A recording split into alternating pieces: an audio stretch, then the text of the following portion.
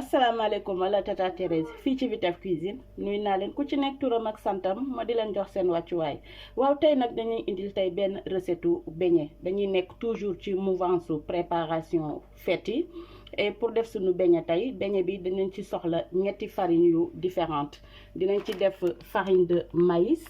On aura besoin aussi de la semoule de maïs semoule dañ koy utiliser dañ koy defaree ay beignets ay gâteau sax bu la neexee yu neex sax dinañ soxla aussi farine de blé.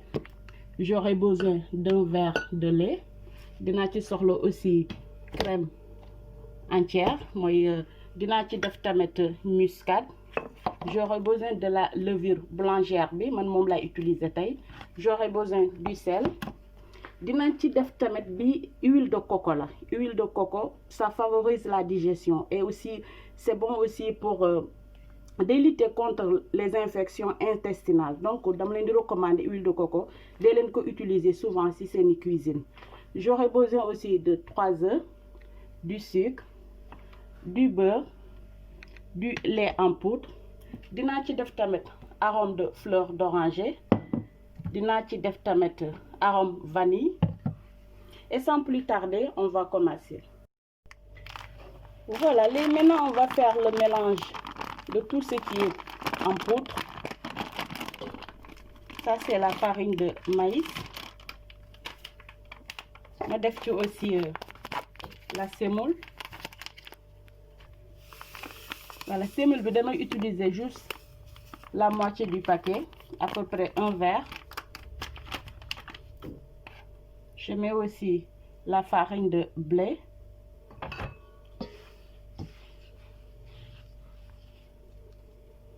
Je vais rajouter toute ma farine de maïs.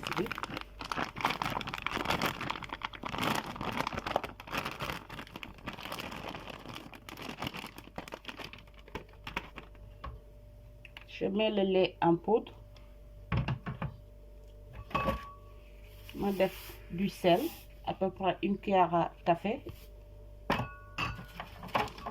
Un sachet de la levure boulangère.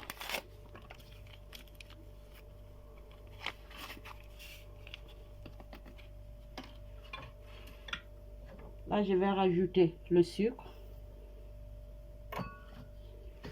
Après, je mélange le tout.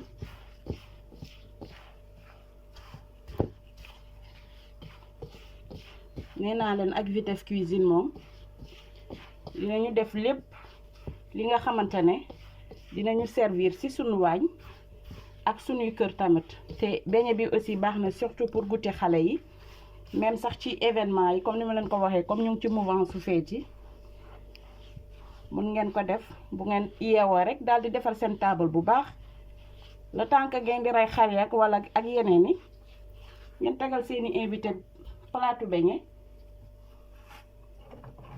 Léegi damay ñëw ma daldi je mets mes 3 œufs.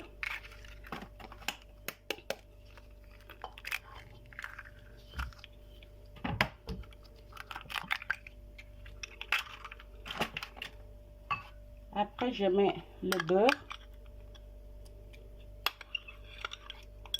Beurre bi nag moo koy nooyal jox ko goût bu neex. Ma daldi ci def aussi l'huile de coco.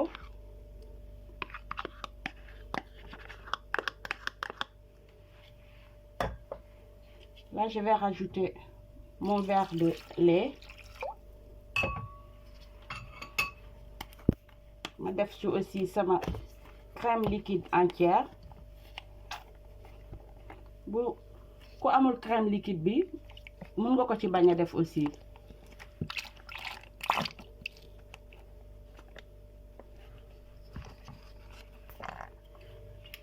nga def sa pot de yaourt boo amee sa yaourt nature mën nga ko ci def à la place de la crème liquide. Là je vais rajouter de l'arôme de fleur d'oranger. ma def ci aussi sama vanille. naa ci def sucre vanillé aussi. Je mets une cuillère à soupe de sucre vanillé.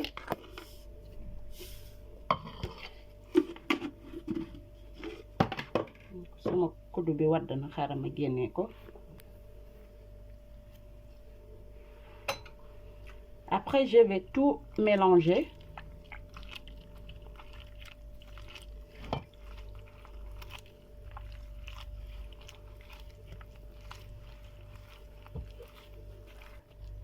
Léegi dama ñëw fii aussi ma rajouter muscade bi. Muscade bi da ngay def à peu près une cuillère à soupe. Bon, ça dépend aussi ci quantité bi ngay defar. Mais beñe moom lu mu gën a saf muscade gën a neex.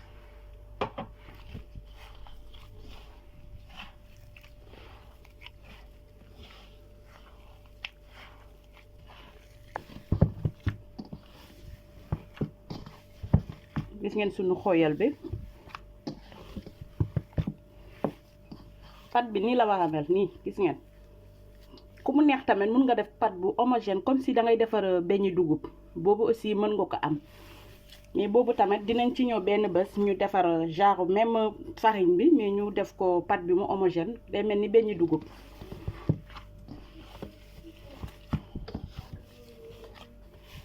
Voilà léegi comme pare nañu kii sunu pat bi pare nañu pétrir sunu pat bi léegi dañ koy laisser mu reposer pendant 1 heure à 2 heures.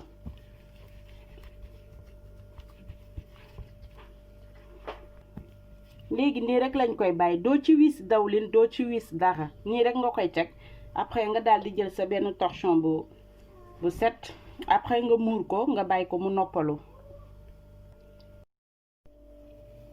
waa mbokk yi gis ngeen macha allah gis ngeen sunu pat bi reposé wu na bu baax mais pat bi nii la war a mel gis nga bu melee nii bu leen tiit xaar leen après di ngeen gis yan forme laa ciy defar.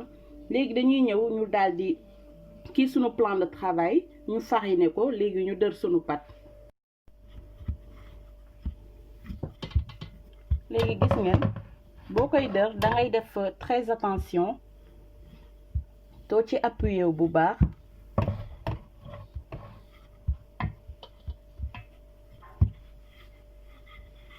léegi gis ngeen waxu ko dër aussi étaler ba mu tàpp léegi da nga koy tout le temps da nga koy saupoudrer de farine.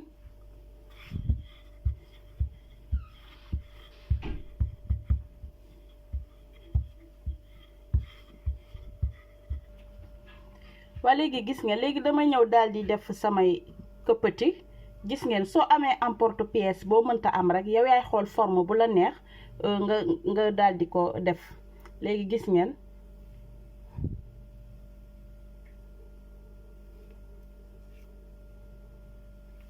defee da ngay am sa forme bu rafet voilà déjà booy kii rek muy génn vous avez vu.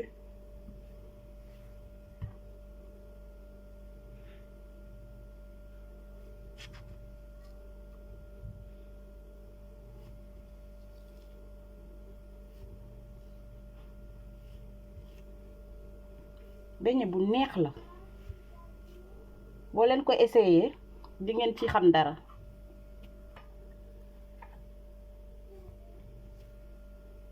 léegi bu ko defee vous avez vu la forme ainsi de suite noonu ngay def gis ngeen. léegi kii bi nag nii la war a tollu à peu près parce que bu tàppee du la jox forme boo bëgg. bu la neexee boo daal di defee ne après nga génne mooy rebord yi c'est plus facile. ko defee da ngay daal di am say étoiles yu rafet.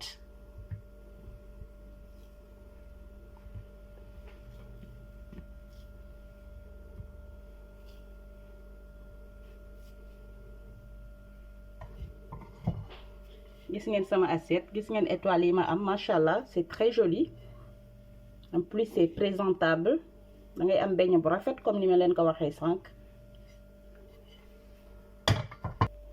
waaw gis ngeen maa ngi defaat encore beneen encore da nga koy saupoudrer de farine léegi nga def tout doucement après ma jëlaat sama emporte-pièce bi.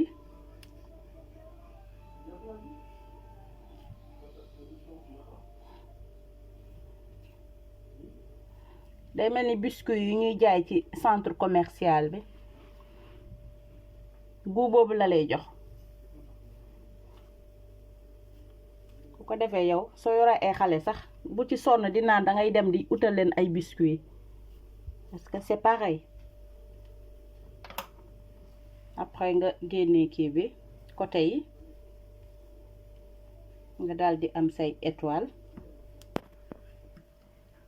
waa léegi gis ngeen dañuy ñëw ñu daal di saaf sunu kii bi dawlin bi en fait warul tàng bu baax danga ko war a def à feu doux gis ngeen.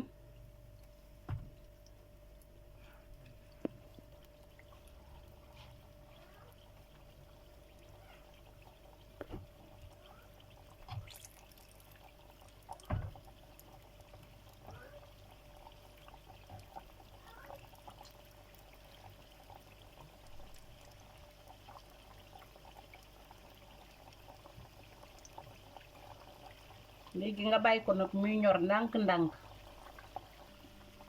waa mbokk yi gis ngeen lakk bi nu mu mel danga koy def rek à feu doux ko defee day ñor pare da ngay am lakk bu rafet macha allah gis ngeen. léegi damay bàyyi à peu près 1 minute mu gën a ñoraat bu baax gën a doore. waaw gis ngeen macha allah gis ngeen couleur bi. gis ngeen sunu beñe bi nu mu rafetee sunu bonbon bi du moins. waaw Sénégal ay bonbon lañ koy tuddee waaye fii bonbon ak beñe dafa am différence. gis ngeen macha allah day jox couleur bu rafet forme bu rafet aussi. léegi nag nii lay continuer ba sama farine bi daal di jeex.